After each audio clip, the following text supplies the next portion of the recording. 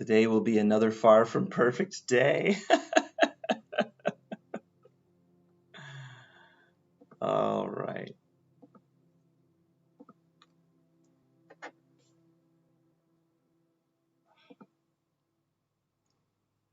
My goodness gracious.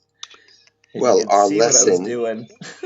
Go our ahead, Dad. lesson is simply to let all things be exactly as they are. So there you go. It is the Whatever you got, truth. move on. It is the truth. Oh my gosh. Thanks, Papa. Mhm. Okay, there we go. Now I've got it live on all the other places, back on Facebook too. And reading from What is the Body from Tom's book, Understanding A Course in Miracles Workbook Lessons, How to End the Blame, Shame, Guilt, and Fear with Love and Forgiveness. The body is a barrier that you imagine keeps you separate from your oneness. The body is the means your ego uses to prove that you're not the eternal Son of God, but rather something separate from God, your source. As long as you identify with the body proves that your ego was right and that you're not perfect, whole, and complete. The body serves as physical proof that lack, limitation, and separation are the reality of your world and your being. The body was made to support your ego's beliefs that you are an autonomous being that exists independently from God and are not part of the oneness of all that is. The body becomes a symbol for a concrete form of fear. The body is the servant for the mind, supporting the goals that the mind assigns to the body. You can change the goal of the body from supporting your ego's beliefs in fear and separation to become a means for awakening to the truth. When you do so, the body will serve that new purpose. The body can now become the means to reawaken your sleeping mind to the truth of who you really are.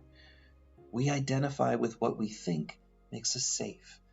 Our ego believes that our fears make us safe and protect us from circumstances that endanger our existence. Therefore, the body becomes an instrument for those egoic fears. Believing the body to be your home, you perceive that your safety lies in the maintenance, protection, and survival of your body. The ego teaches that the body has the ability to make us happy and also to protect us from outside forces that could harm us. Only bodies are vulnerable, need defenses, and can attack. Perceiving ourselves to be the body, we believe we can be hurt and harm others.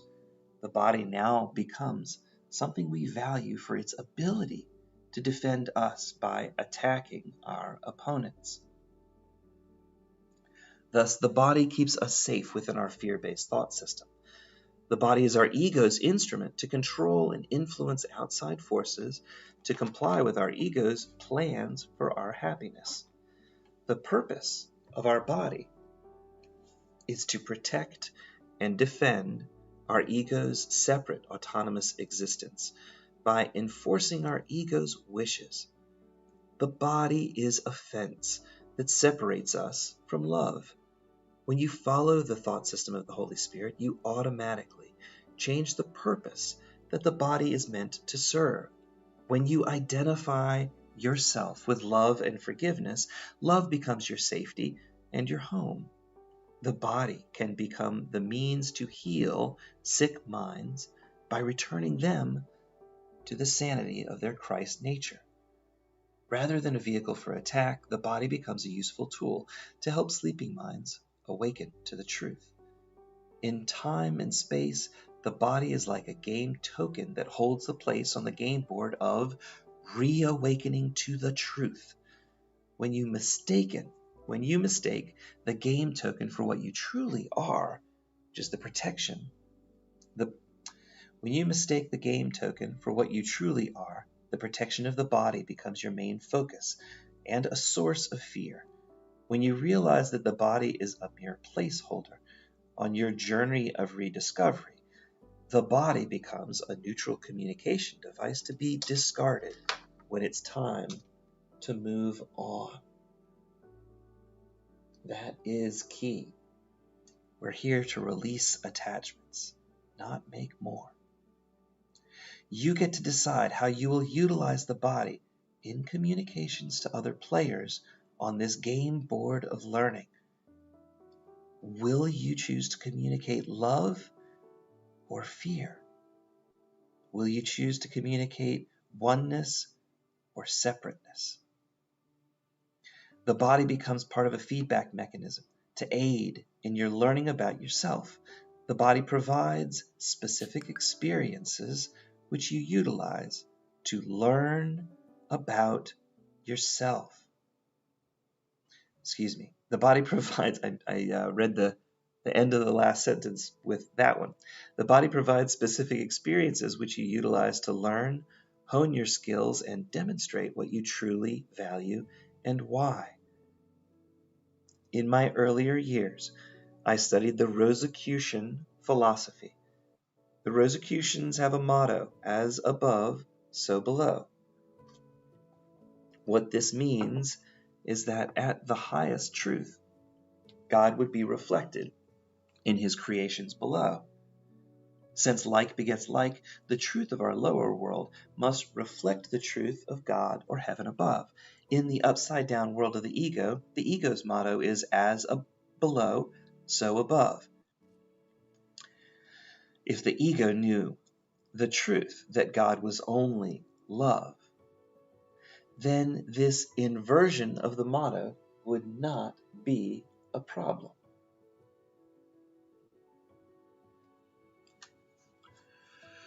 However, our ego has turned everything upside down. As above, so below is based on God's knowledge of the truth. Unfortunately, in this role reversal, your ego, not God, becomes your source for your perception. God's knowledge has been replaced by the uncertainty of the ego's misperceptions and erroneous judgments. As above, so below is based on God's knowledge and truth. As below, so above is based on the ego's efforts to make the false appear true. As below, so above allows your ego to make a false world based on its erroneous beliefs in lack, limitation, and separation. The ego then uses this imagined world of fear and projects its limiting beliefs above to the heavens and ultimately upon God himself. Your ego's projection changes a God of love into a God of lack, limitation, and separation. The ego has taken differentiation within the oneself to mean differences. The ego then judges these differences to be separate, autonomous beings, independent from the one self. Differentiation doesn't mean different. Time provides a game board for differentiation. Time provides a play school for fun and learning in which various aspects of love can be demonstrated. Our ego has mistaken what differentiation entails. It assumes differentiation requires separation and individual autonomy. To our ego, differentiation means different, and different means separate. Our egos assume separation to be the reality between God and his creation, but this is not the case. Differentiation only allows specific attributes to be displayed within the inseparable mind of God. Because the world we perceive is dualistic in nature, this concept of differentiation and difference is difficult to understand. Perhaps an example in biology will help clarify why differentiation does not mean different or separate. Your human body is comprised of trillions of individual cells. Yet, when you think of your body, you perceive the body as a whole. You don't attribute each cell with its own individual, autonomous, conscious existence. Nor do you consider yourself to be trillions of separate, autonomous cells. You get the big picture and the interrelationship of the parts with the whole. You recognize the parts as one indivisible whole that comprises your body. It's one indivisible whole that comprises your body. According to biologists, each cell could be considered a separate autonomous life form, even though its survival is contingent on its connection to the whole. Yet when scientists examine each cell, they find that each cell contains the entire blueprint or working knowledge of the whole contained in each cell's own DNA. Although each cell contains the ability to replicate the whole, each cell chooses through the process of differentiation to only access the part of the blueprint that it needs to fulfill its own function within the context of the whole. For example, a blood cell will access only the portion of the DNA that it needs to fulfill its function as a blood cell. Each cell has access to all the information to replicate the whole, yet it differentiates itself. Each cell recognizes that it is part of the much larger whole. It allows other cells to access that same DNA to generate the other parts of the whole. These cells work in unison with that one DNA blueprint to create one autonomous being. That being is a mass of differentiated cells that comprise the various organs and body parts and blood and guts and everything that come together in one common purpose and unite as one indivisible whole. Stem cell research is based on the idea that each cell has the ability to replicate part of the whole within itself. Scientific research centers on how to turn on and off the various parts of DNA blueprint that contain the whole, and scientists recognize that the cells and DNA are holographic in nature. Although each part can appear to be separate and different, each part contains the whole, and the whole is contained within each part. Each part appears different, but following the same blueprint. There's no real difference, except that each is exercising the cell's or mind's own power of choice. Your mind and the mind of God share that holographic quality, for they are of one mind. Creation is the extension of that one mind. Unlike the physical birthing process, creation doesn't involve the extrusion of some part of God that then becomes separate from its source. Extension maintains the oneness and the holographic nature of mind. There is no separation. You can experience differentiation, yet there are no differences, for all have access to the totality of all that is. Time provides a game board in which differentiation can appear to be real. Differentiation provides an opportunity to learn, demonstrate, and be a certain aspect of love that can't be experienced in the oneness of heaven. Time provides a medium for the various aspects of love to appear as separate components, so that the abstract oneself can know, demonstrate, and be all of the attributes of love.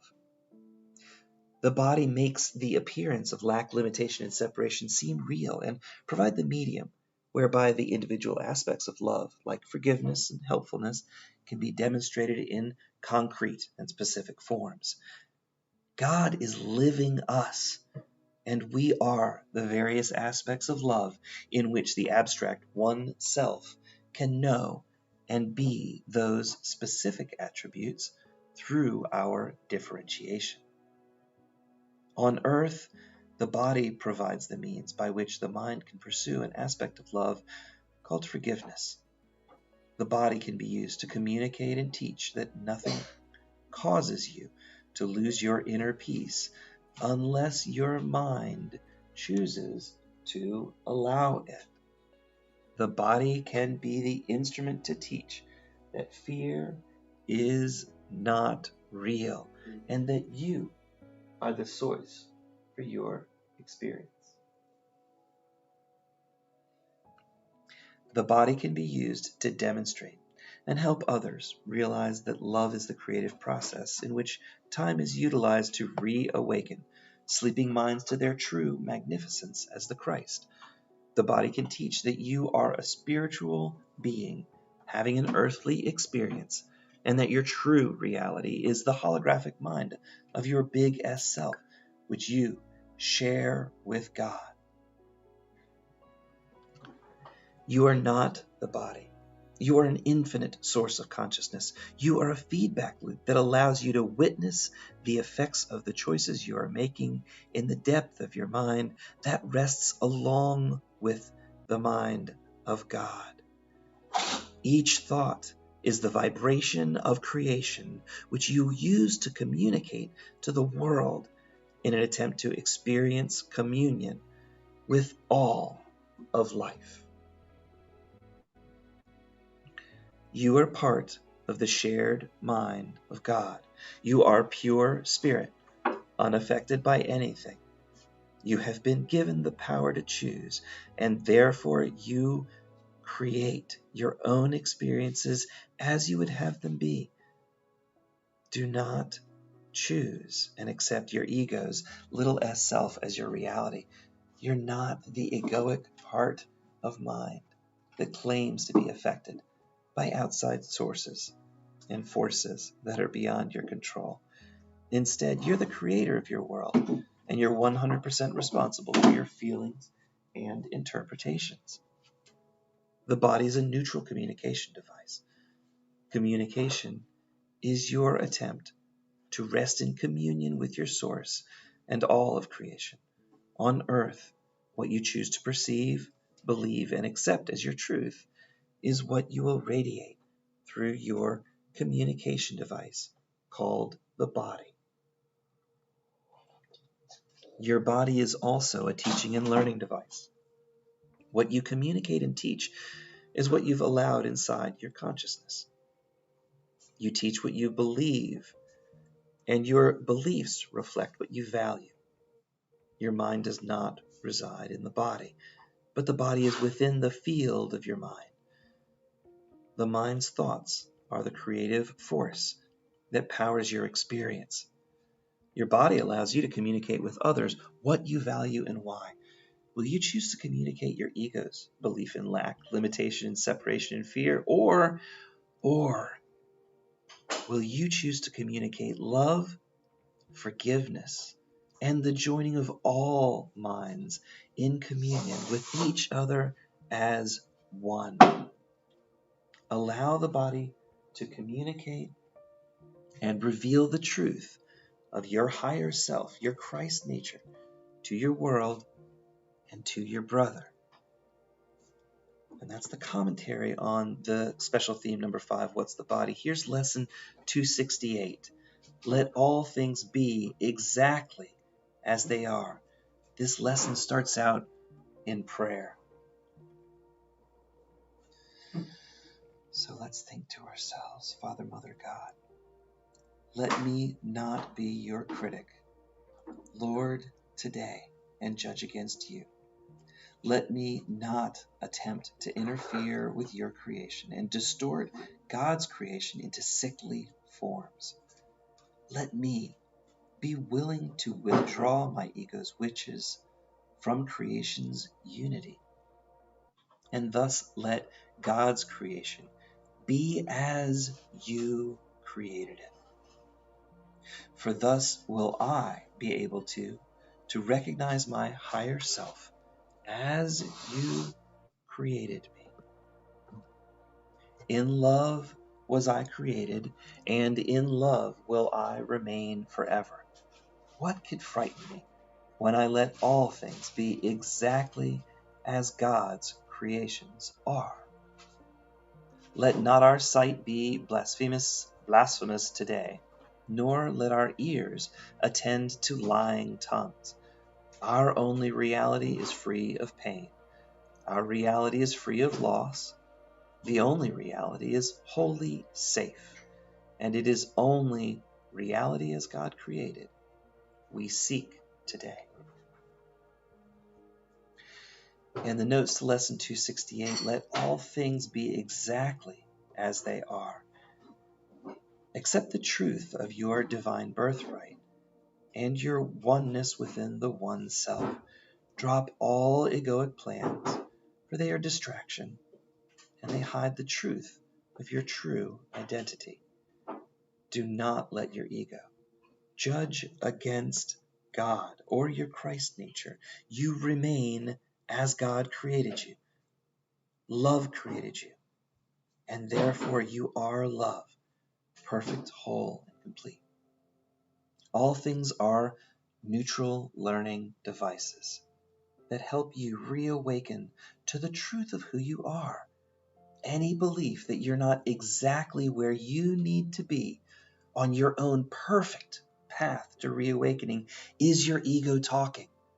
Any perceived failure along the journey can only be your ego's erroneous judgment. Your ego is clueless and has the wrong roadmap. Don't listen to your ego that fails to grasp the big picture. Instead, follow the guidance of the Holy Spirit, who has the correct plan. Only God's plan will work.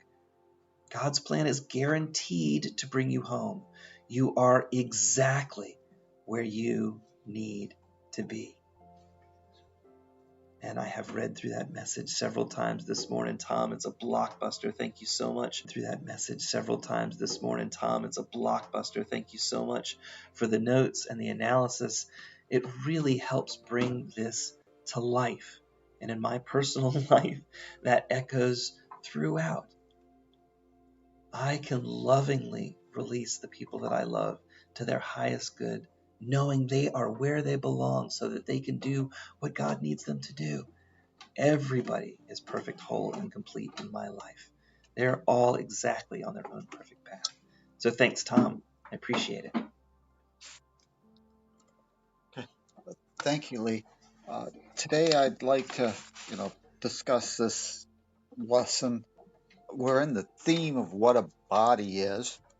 The Course in Miracles says that a body is a fence that we believe separates us from the whole, and it's a creation of our own mind, and it's our creation of our own belief. Originally, it was a creation or it was a costume that we donned so that we could learn the individuated aspect that we call forgiveness or helpfulness. Those aspects are things that, when you're a oneness of all that is, perfect, whole, and complete, when what we would be call that state of mind would be the truth, and might be called heaven. The Course in Miracles might use that term heaven as a state of the mind of the truth of what you are. We really don't have anybody to be helpful with because we see or realize that all part of the one self and that we're perfect, whole, and complete. And therefore, there's no one that needs our help because really there is no one. We're all part of that one mind of God.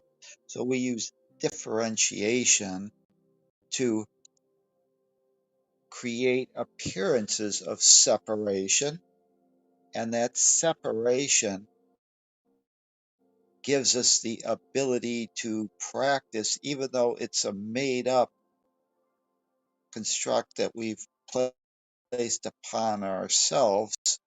It gives us the ability to demonstrate being helpful because now we can perceive others or they can perceive their true essence to somehow be limited, which is just a mistake in understanding or buying into the role that they've chosen to play on this learning game board of time, space, and beliefs, which is what we call the world of perception.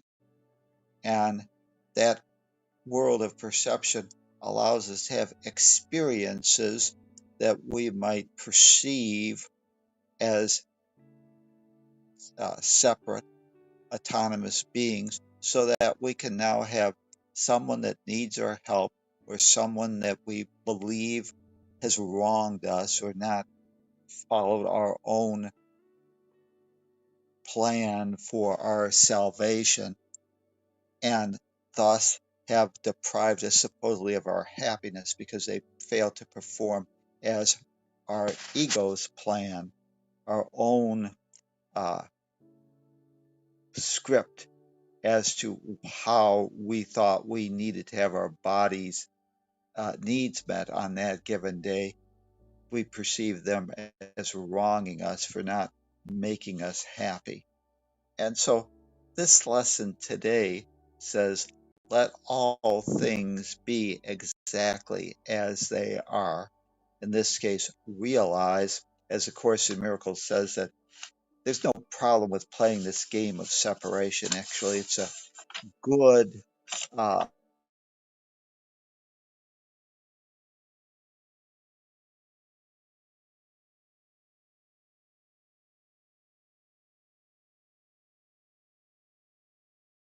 being uh, an aspect of love we might call forgiveness. So there's nothing wrong with that.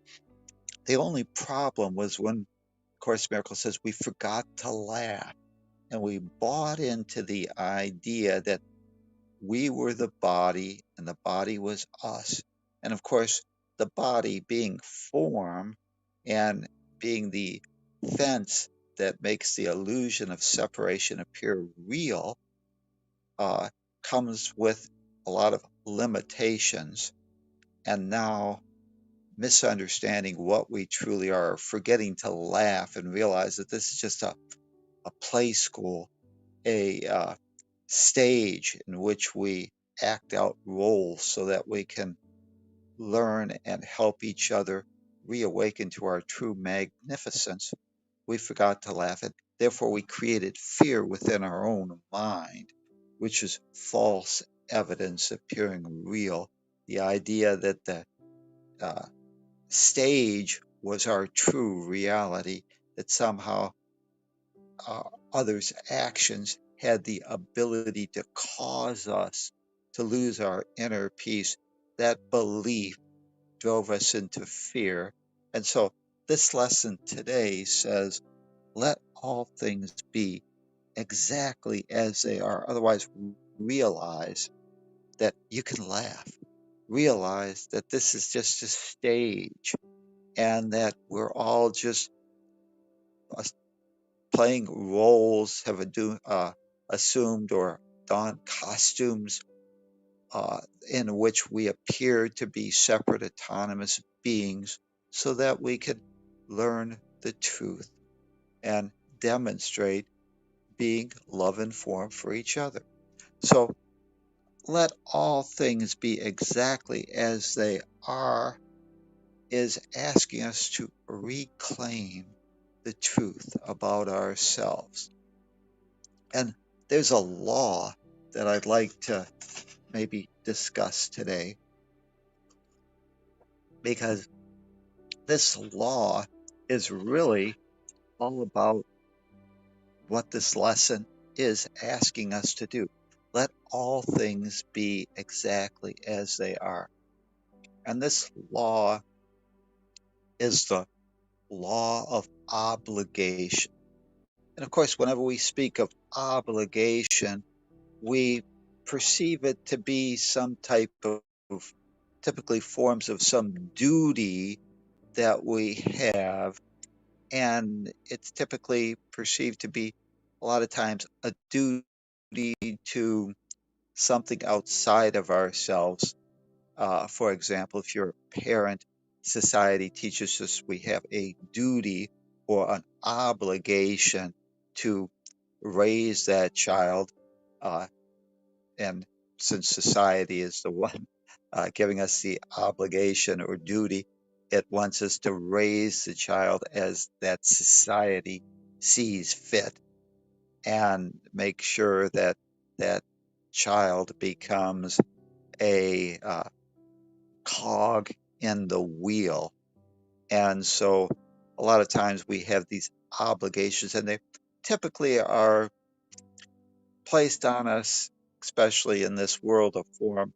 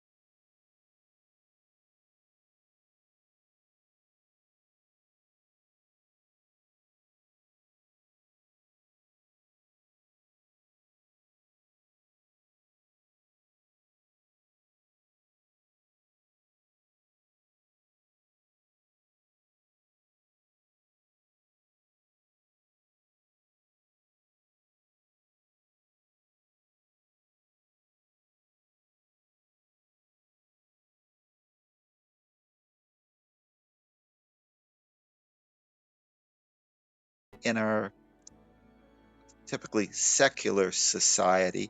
It's pushed the idea that you are the body is you, and therefore it's assumed that the limitations of the form we call the body, that costume, is something that needs to be protected, and is actually the uh, existence of your very being. Of course, this is upside down thinking because of misunderstanding what we truly are. No longer see yourself as a individuated aspect of consciousness. You don't perceive yourself as consciousness. You perceive yourself as the body. So we take on a lot of supposed obligations or duties. This lesson asks us to let all things be exactly as they are. The law of obligation states that your only obligation in any lifetime is to be true to your higher self, to be true to the truth of what you are. And when you do that, if you can become, we'll use the term just for sake of terminology, enlightened, otherwise reawakened to the truth of what you are, you realize that you are a spiritual essence, your consciousness, and consciousness has a power within it to call into awareness wherever it wishes to place its focus or its attention upon, and to call that into your awareness or being. And so, as consciousness, we have a tremendous ability to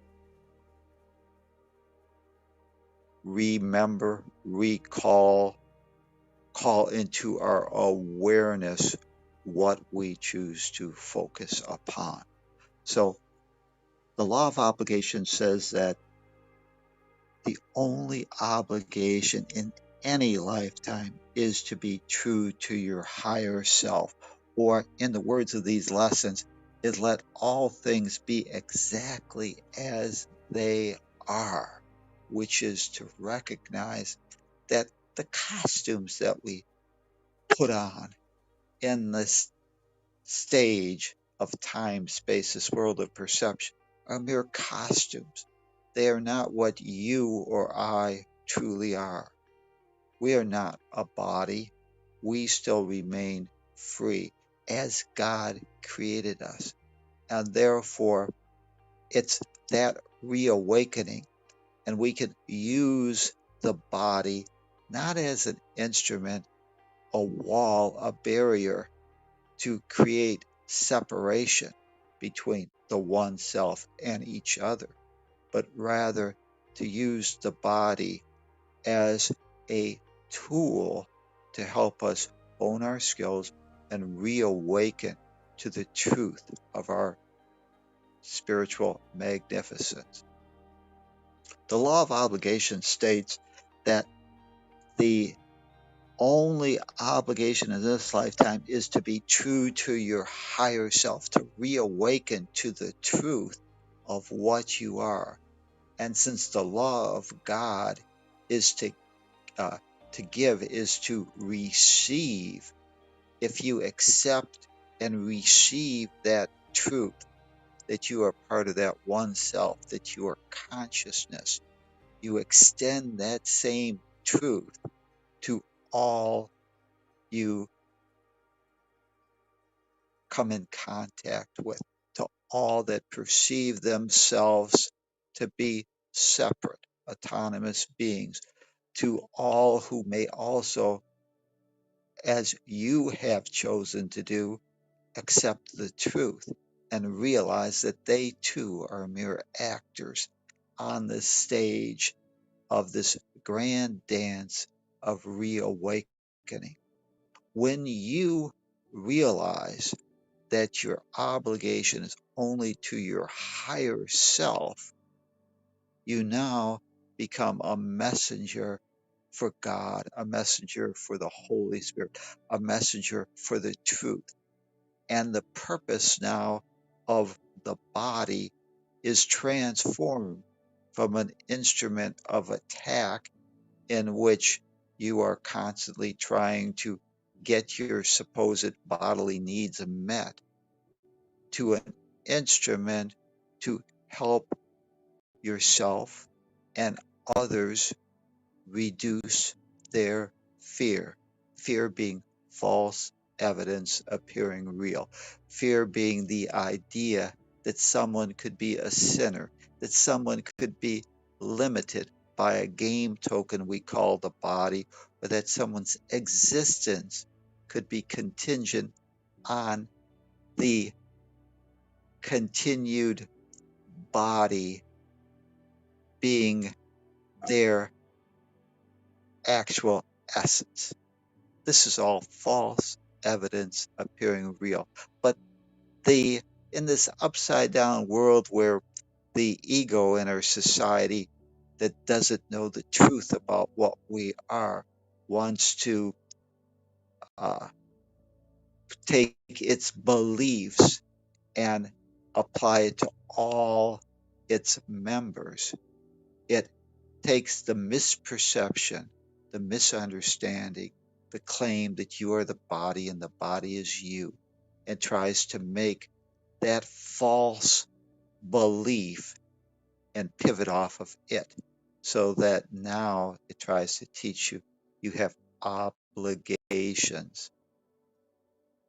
In this dimension of time and space, you're assigned roles, and you, as the body, your purpose is to serve those roles as you see fit and to actually honor the principles that you, not society, has determined to be what you truly are, to transform this world of perception, which the society and our egos have uh, been we've been taught is the world of what am I, into you, your higher self, determining what you are, what principles you will use to value and define yourself, and now to transform this game board of what am I to I am that. I am the truth. I am an instrument that the my essence has taken on, or has an instrument we might call the body, which I can now use to help others and to teach and help others minimize, eliminate, control their fears.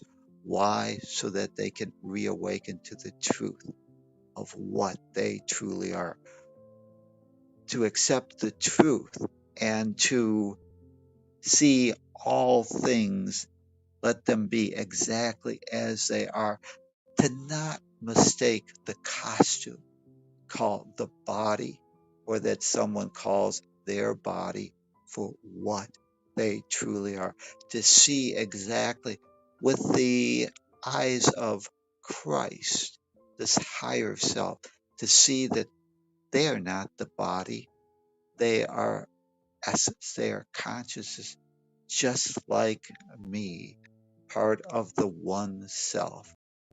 So we have come here with the idea that we will have roles. When we were first born, we were a baby. We had a role, and our parents had roles that they wanted to practice, learn. And one of the roles, ultimately, all roles are to be love. So as we moved into adolescence, childhood, our roles may have changed.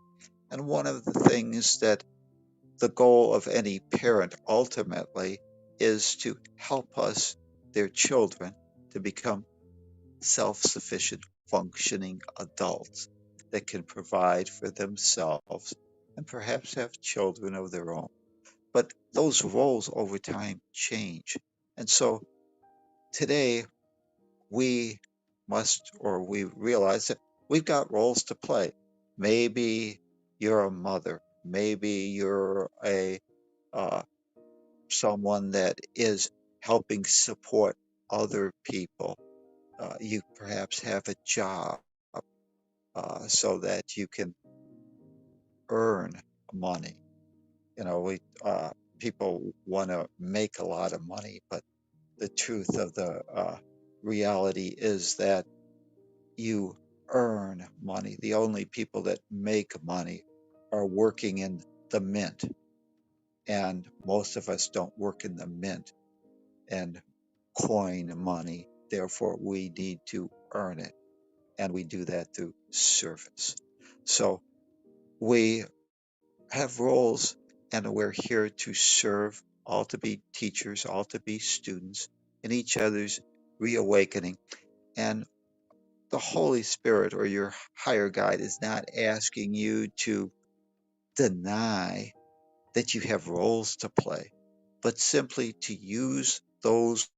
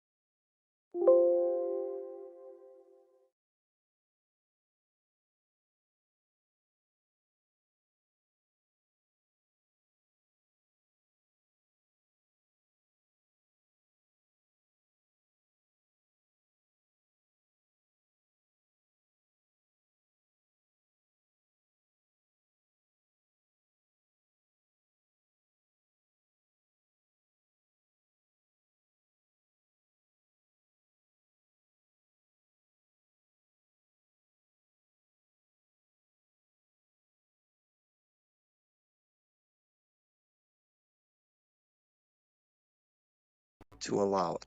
So we may actually have supposed beliefs that need to be forgiven, or perhaps we've projected our beliefs upon others, and therefore we feel that they've failed us. and therefore that they need to be forgiven for not playing the role in our scripts. But in essence, we get to practice and hone our skills in forgiveness. Why? Because forgiveness is a subset of the idea of unconditional love. Unconditional love allows all, trusts all, transforms, and uses forgiveness to transcend all and to help others reawaken to the truth of their true spiritual magnificence. So, in fulfilling our function of forgiveness, we fulfill our purpose of being love, love in form in this dimension of time and space. And ultimately, that gets us to our destiny, which is the reawakening to the peace of God, the reawakening that all things are exactly as they are. We remain part of that one self, perfect, whole, and complete. So today, I ask you to embrace the law of obligation. But to understand the law of obligation means that in any lifetime, your purpose, your only obligation is to embrace that truth and therefore to demonstrate that truth that you are only love. The law of obligation in our upside down world has been convoluted and made into an idea that you have a duty or obligation to fix, change, control, protect, or impress someone that you perceive to be not perfect, not whole, and very incomplete. The law of obligation says you need to be aware and reclaim the truth of what you are, perfect, whole, and complete. The causative aspect for your own happiness.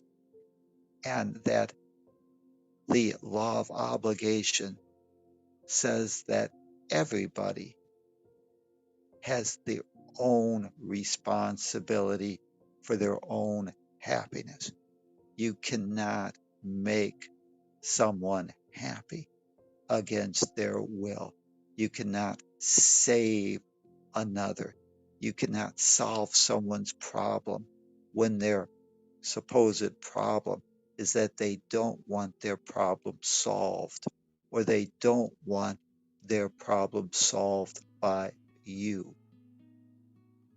Today, we accept, or we say, let all things be exactly as they are, realizing that each is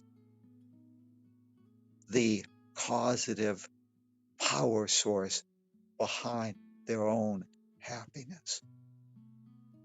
And that we can allow all things, trust all things, forgive all things, and thus transcend all things by holding the truth for all as to what they truly are. Today, I accept the law of obligation and realize that by my own being true to that higher self, I transform the game of what am I to I am that, and get to demonstrate that truth and help others reawaken. The greatest gift you can give to humanity is to reawaken to that truth.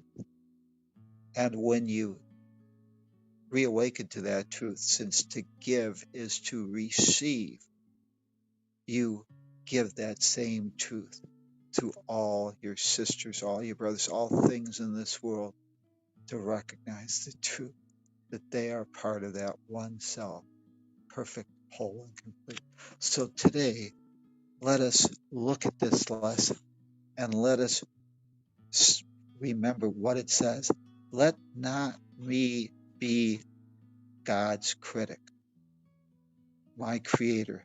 Today, I accept the truth and judge not against you, not forget to laugh, not to believe that I am limited, a sinner, or that my sisters, my brothers somehow are too stupid to be able to reawaken to this truth.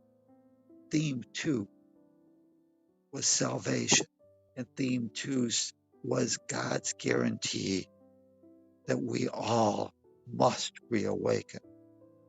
Let me not attempt to interfere with your creation and distort your creation into sickly forms in which I perceive that the body is what we really are, that somehow we're sinners, that we lack, that we have transformed God's creation, an extension of unconditional love, our true essence, into something that could be finite, have needs, somehow lose its divine inheritance, and now somehow become a little less self, something that's a worthless piece of shit.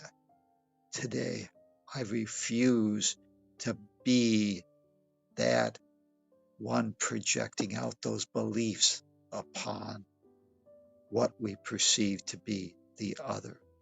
Let me be willing to withdraw my own egoic wish from creation's unity, the desire that I be a separate, autonomous part, that I be a fingernail instead of realizing that I'm not a cell in a fingernail. I am part of a oneness.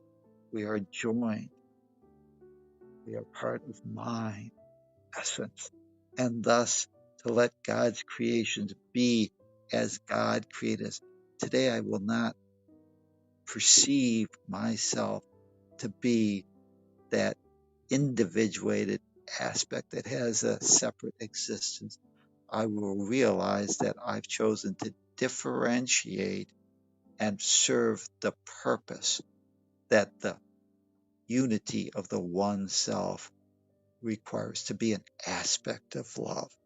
And in time and space, that aspect of love that we're asked to perform, that function is forgiveness.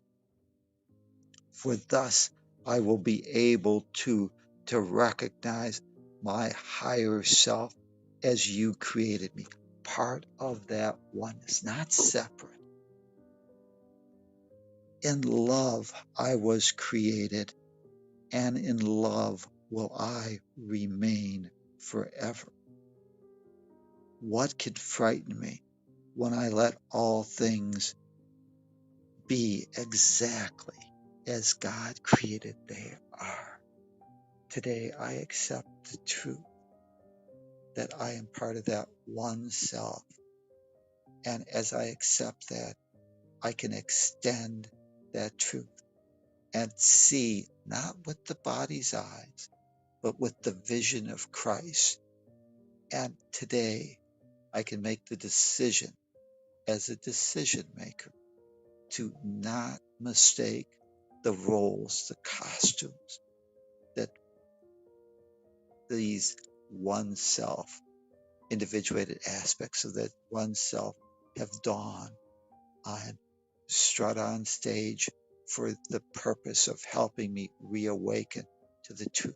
Today, I will help others reawaken to that truth, and I will help them manage, control, and eliminate their fear. And as I do that, I give that same gift to myself and embrace the truth. So today, let all things be exactly as they are. Create a great day for yourself and your world. Namaste. Go about guiding and share that true? Thanks.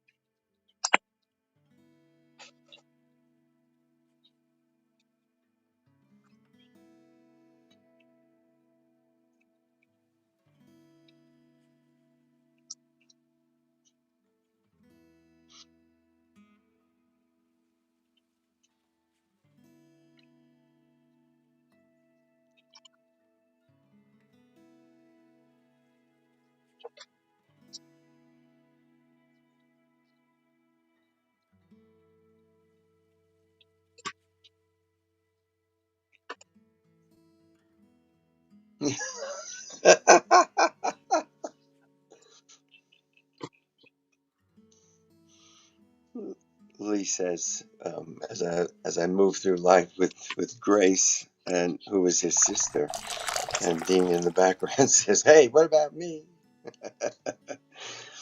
Um, I have a thought or two about this particular lesson that I'd like to share. Uh, it's it's an interesting thing because the words that are in the actual course can be understood from two different levels. We talk about level confusion. And in one level, if you're coming from one level, it could be confusing as to what it means. If you're coming from another level, it isn't. And knowing the difference will help, because otherwise we tend to go back and forth, even in one sentence, for example, or one thought. We go back and forth between what it really means. Let me give you an example. It starts off saying, "Let me not be your critic, Lord, today, and judge against you." That's the first sentence. "Let me not attempt to interfere in your creation and distort it into sickly forms."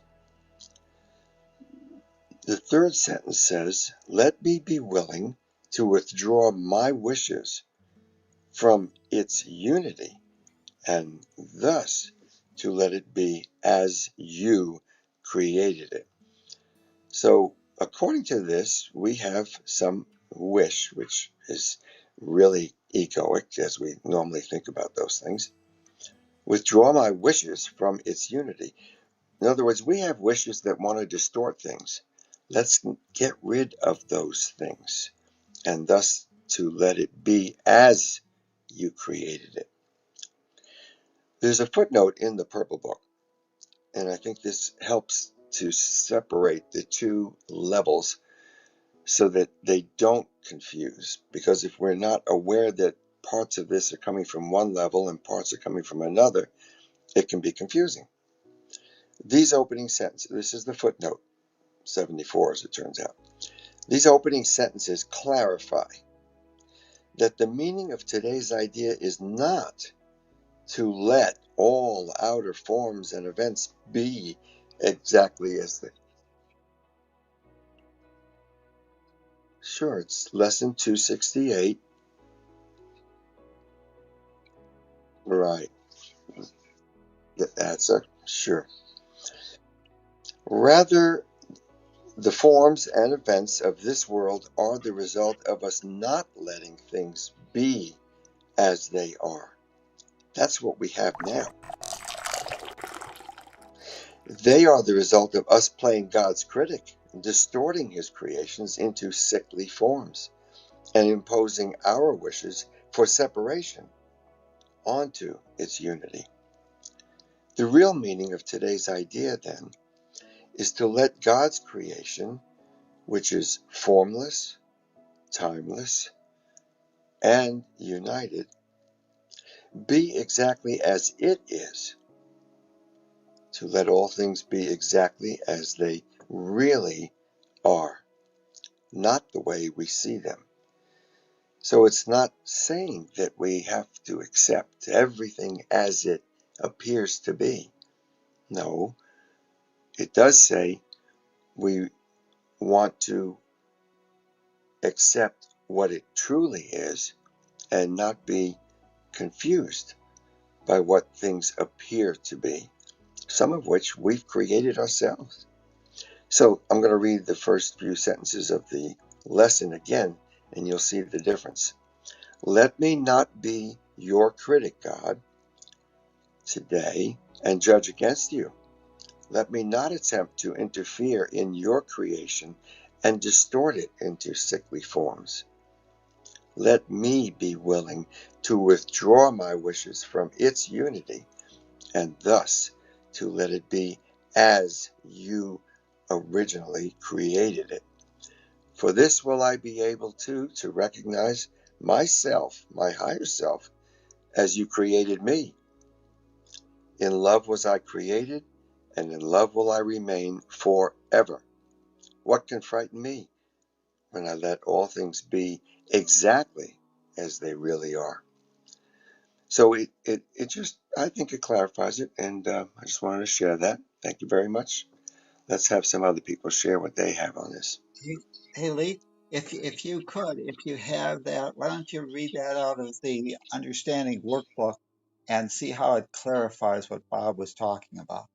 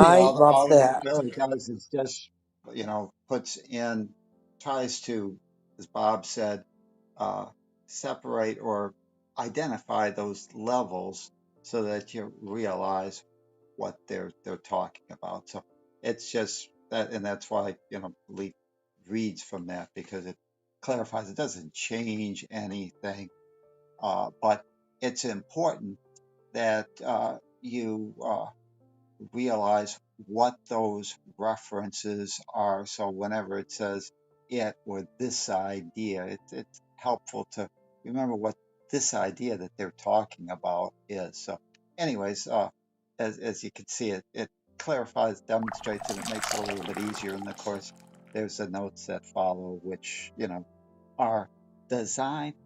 Uh, they, they're designed basically not to tell you what to think. You never want to just blindly accept someone's statement for the truth.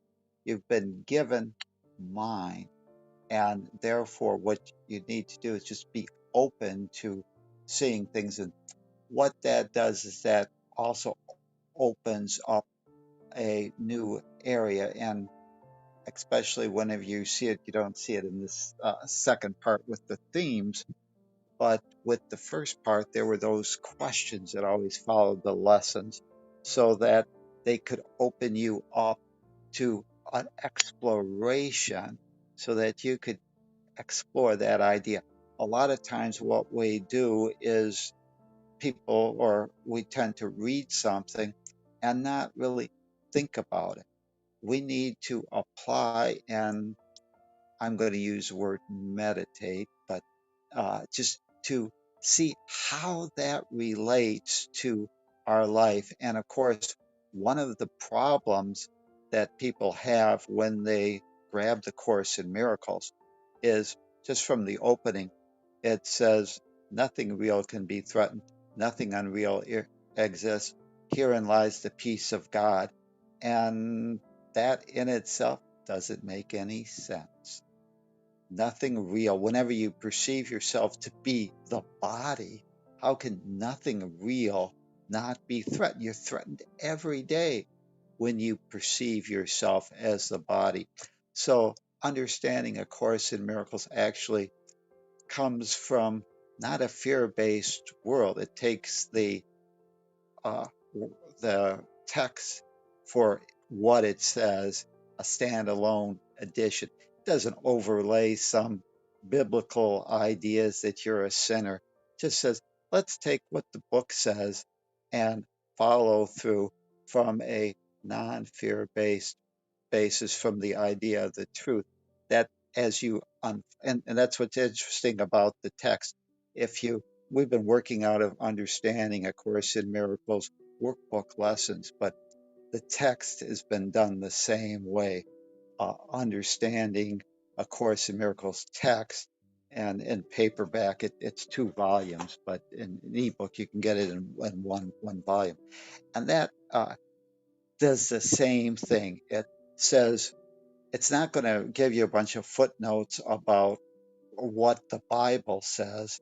It's going to say, this is what the text says. It's a standalone document. A lot of times, whenever they talk about the Bible, actually, uh, the references are all saying that we got it wrong. We misunderstood what it says in there. So we're not going to overlay some fear-based ideology and interpretation. We're just going to take the Course in Miracles face value. This is what it says, and follow through. So each paragraph again uh, comes and tries to identify those levels, and then give you a little bit of a note. And it's interesting. The text itself is kind of symphonic in nature. It builds upon itself, and it keeps on repeating the same ideas approximately every 7 chapters or so to reiterate and to expand or dig a little bit deeper. Why? Because it's coming from the realization that most people perceive, this world to be dualistic. They're coming from fear, and they're trying to gently reawaken you to the truth. It's only at the end when you really realize that uh, what they're trying to get to when they start, because they've added so many elements to the sympathy, that you realize that. So most people, they start off with their fear-based thought system, and they try and layer that on and reinterpret what the Course in Miracles is saying to fit their belief that they are the body and the body is them. This doesn't. It just says, this is what it says, and let's just look at it from what it says. And there you get a much richer, deeper meaning that allows you to actually learn to control, manage, and ultimately eliminate fear. So I would encourage you, if people are interested in studying the text, I would suggest you get that understanding, of Course in Miracles, the text, not the workbook. The workbook is something that I highly recommend. I always tell people, if you're going to do something, this is a typical order. If you're going to read the text, start with the teacher's manual because it's the easiest to decipher because it's a Q&A, question and answer format. Always start with the workbook lessons, but then if you want to do the text, go and tackle the text. Now, in our case, if you don't want to get bogged down in the text and you want to just get the principles and ideas and learn from a practical basis, then actually we've got a book out there that's Decoding and Living A Course in Miracles. Matter of fact, we're revising the cover right now. I might ask you to uh, give our opinion as to what you think the cover should look like and vote on that. But that one there is originally it was designed as a 12-week or 12-session course on the ideas of A Course in Miracles. And it uh, defines those terms. It also covers the first 60 workbook lessons. So it does a lot of different things, but it tries to make the course practical with the idea that we need to understand our true nature and get back with it. As we said in this lesson, let me see exactly as we are, and let's open ourselves up to the possibility that maybe what we've been indoctrinated into believing, that we're either sinners or that in our secular society that we don't have any spiritual essence, that we live once and we have to protect that body, or that we're worthless pieces of shit. And only our worth is determined by how much we obey someone else's beliefs or their thought system. Let's reclaim our decision maker. Let's change and transform this world into I am that. Let it represent your principle. And hopefully those principles be of that higher self, that truth. Thank you. Thank you so much, Tom. It's really try not to get wrapped up in all the lessons and stuff. When I started here first thing this morning and I was doing a sound check, I kind of went through the principles with somebody who had never seen this book before or heard this book before. And so Clubhouse is a special place where any person, free of their earthly avatar can wander in and discover something like this, which is very, very much like an iceberg off in the distance that looks like just a little bit of ice, no big deal, it'll bump out of the way. But it's huge under the water. It uncovers the idea of the awakening. And I believe I'm here to awaken. And what that means to me is I'm here to realize that God's a part of me in a really real and fundamental way. And I really believe that my spark of life, my soul, is my connection to God in the same way that a wave is connected to the ocean. And when it breaks on the shore and it dissipates, it just transforms back into the ocean. And so I don't want to become too attached to my wave, my avatar here. I want to take it lightly. And I want to allow that avatar to play the game of life. And that avatar likes a peaceful life. So I'm not here to make waves, to mix a bunch of metaphors. I'm here to let this learning experience show me a way to peacefully be the best father I can be, to peacefully be the best partner I can be, and to peacefully offer love back to those around me in a way that doesn't, get caught up in too much of the drama of life. I can remain fairly detached and peacefully watch it go by. And when people that are close to me have to go through drama, I'm there to support and love and see them in their highest good as healed totally already. They're just rediscovering it. And so these lessons have broken that down for me. And if 365 lessons and 3 different books sounds intimidating, it's really just one day at a time. And I've showed up here to read this book for 447 days in a row now, here on Clubhouse. And so I welcome you to come share that space with me. It has really been a life's lesson to me in so many ways. And I've learned more than I ever could have hoped for. So I'm grateful to be here and grateful to have you guys here with me. I'm grateful my dad's here. And Adriana and Tom, you've been a great teacher and coach in my life. And everybody else that I've met since I started making these Clubhouse rooms has just been an incredible blessing. So thank you so much for being here. I read here A Course in Miracles every morning at about 6:30, and I really appreciate your support and just showing up. And I would love to hear what you guys think now. It's not about how we got here, but this is the best part. So thank you guys for being here. Thank you. Morning. Good morning. Namaste, everyone. Tom, you are amazing. Where were you when I started reading this 14 years ago? It would have been quite an easy journey, which it was anyway.